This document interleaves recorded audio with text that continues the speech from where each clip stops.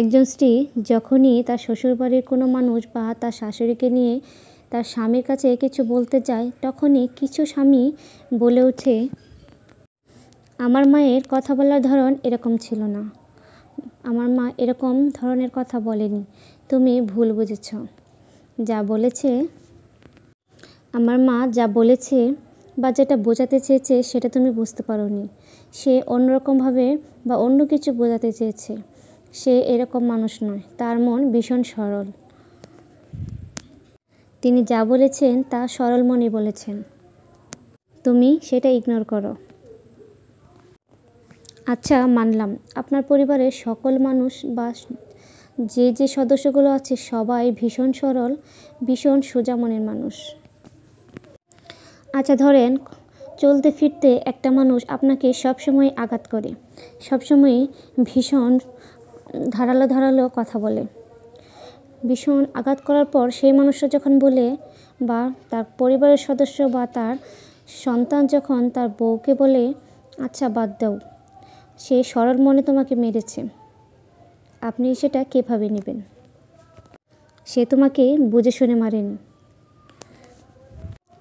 আপনি তখন আবার তাকে কিছু বলবেন না তো? শুধুমাত্র শারীরিক আঘাতই আঘাত, মানসিক আঘাত নয়। শারীরিক আঘাত মানসিক আঘাতের থেকেও কোনো অংশে কম নয়।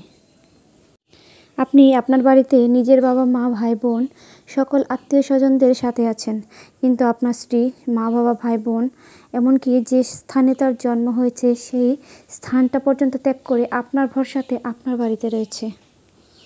তাই দিন শেষে একজন স্ত্রী তার স্বামীকে তার মনের সকল কষ্টের কথা বলে, তার সাথে শেয়ার করে। যদি বাবা মা কারোর সাথে বলে, তখন তো তাকে শুনতে হবে যে ওই যে কথাগুলো বাবার বাড়িতে লাগিয়ে দিচ্ছে। আপনি স্বামী হয়ে যদি আপনার স্ত্রীকে বুঝতে না পারেন, তবে কেমন করে হবে? কোন ভরসাতে আপনার স্ত্রী আপনার বাড়িতে রবে বলেন? আপনার স্ত্রী আপনাকে কি বলছে একটু মনোযোগ দিয়ে শুনুন, তাকে একটু বোঝার চেষ্টা করুন, তারপর তাকে অ্যাকনলেজ করুন। আপনাকে আপনার পরিবার সম্পর্কে কিছু বলছে, তার মানে এই নয় যে আপনাকে সে আপনার পরিবার থেকে আলাদা করতে চায়। সে শুধু চায় আপনি ঠিককে ঠিক আর ভুলকে ভুল বলুন অন্তত। আপনার পরিবার আপনার কাছে অনেক আপন, সে আপনার কাছের লোক। সে আপনাদের অনেক কাছের লোক হওয়া সত্ত্বেও আপনি ভুলকে ভুল আর সঠিককে সঠিক বললে হয়তো বা তারা আপনার থেকে দূরে চলে যাবে না। আপনার স্ত্রী দিন শেষে একটু তাকে বোঝার মতো একজন মানুষ চায়, বিশ্বস্ত একটি হাত চায়। তাই শুধু বাবা মাকে নয়, স্ত্রীকেও বুঝেন।